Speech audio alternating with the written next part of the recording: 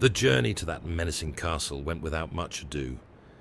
Well, except for a particularly unpleasant local bird. I won't bore you with the details of my supreme prowess, and I ended up with the moral high ground, which in effect made me victorious. Before long, I found the castle sought for by that insufferable archer, and stood in front of its dark and looming walls, with only a hint of fear lingering within. Inside roamed a couple of bloodthirsty beasts, but once more I found great joy in burning vile creatures with no true legitimacy to ashes. That disgusting shield found in Caelid turned out to be quite handy in clearing out dank chambers, and I only felt a slight tinge of that old lust for incineration on a larger scale. I had truly evolved, clearly become a better man, even if my humility was still holding me back. Sadly, the next couple of hours were spent desperately fighting to get from one site of grace to the next, and after being chased down by hawks, dogs, and brutal ghost knights. Wait just a second. Surely he wasn't that well equipped. Oh, that was rich, considering he couldn't even partake in carnal pleasures. Nearby, a lone apparition, seemingly preoccupied with desperate prayers, whispered voiceless words. What a sorry fate, condemned for all eternity to a prison of unanswered laments. The lands between were rich in that regard. 'Twas a bottomless treasure chest, only it boasted anguish and suffering instead of wealth. After locating the shimmering wall, I was met with none other than the mean-looking soldier glimpsed from way up on the snowy mountainside. He waited at the other end of this small and frozen plaza and waved a ragged standard, something which apparently summoned guards to this coward's aid. There was something familiar about this fellow, and I could have sworn I had faced him before. Then again, the endless row of creatures put in the ground during my journey was getting longer by the day. My memories were slowly merging into an incoherent fog. There was only so much suffering one could experience before the mind became undone. My approach up until this point was severely hampered by vain notions of grandeur.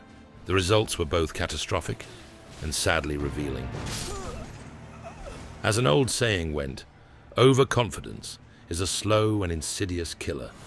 My bruised sense of self needed to be held tightly. This was too much.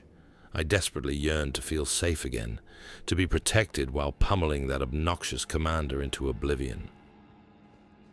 But lo and behold, inspiration suddenly gifted me an idea. There was only one way out of this hellish hole of humiliation. I had to honor my dead friend, and once again equip my heavy iron balls, as well as that amusingly burly set of armor found in the capital. I felt larger than life, protected by thick layers of metal with delightful curves around my body. You're the one for me, fatty. Yet, I also desired more freedom than was possible, dressed like this.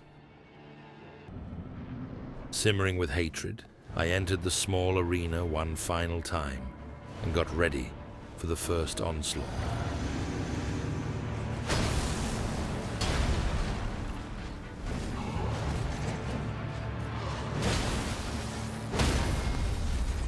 By the gods, this utterly insane scheme of mine was actually working.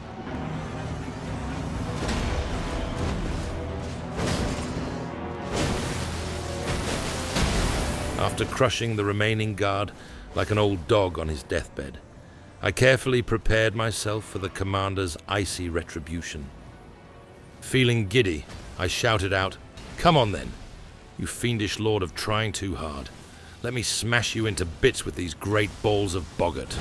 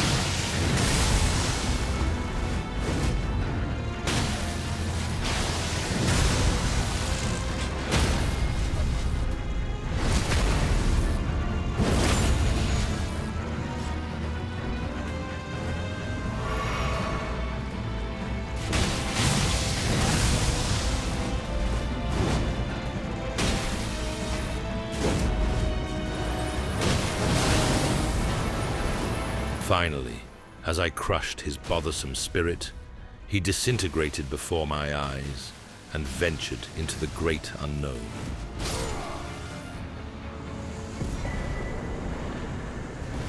Only I remained under Rani's watchful moon.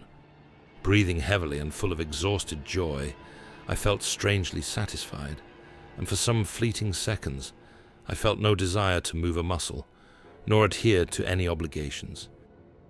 I just wanted to sleep and never wake up. Ah, yes, to sleep, perchance to dream. Yet I had sworn an oath to that lazy and anything but lethal archer. Cursing the day I met her, I wearily made my way up a nearby lift and ran up a couple of stairs until I could go no further. Another one?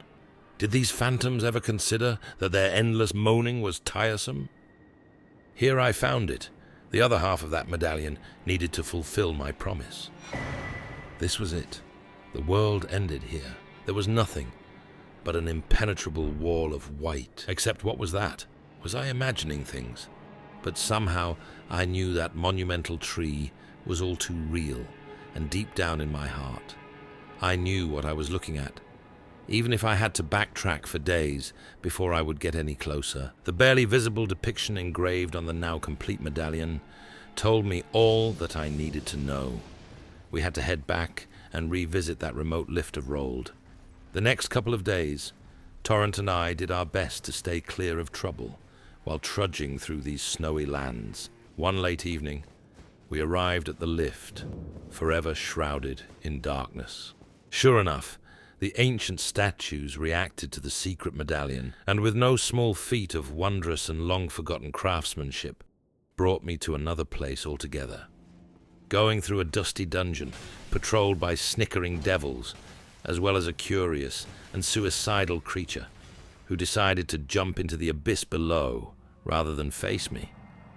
I found myself outside again, albeit this time without a clear view. I had stumbled into the midst of a snowstorm, and now I once again depended on my trusty steed to get me through this nightmarish blizzard. After barely escaping this freezing space of blinding whiteness, we arrived at a quiet land of barren beauty. We have reached the land of Michaela's Halig tree. How delightful. She was back. Where Lobo and I began our travels. It's entirely thanks to you that I'm so close to home. I'm painfully aware of that fact, my dear. These great snow-laden lands stretch far to the north, and beyond the ancient bowers, in the liturgical town of Ordina, lies the place to which I must return. What was that about a town? Most likely where she wanted me to take her. At least, we were just about done with pain and hardship. Thank the gods.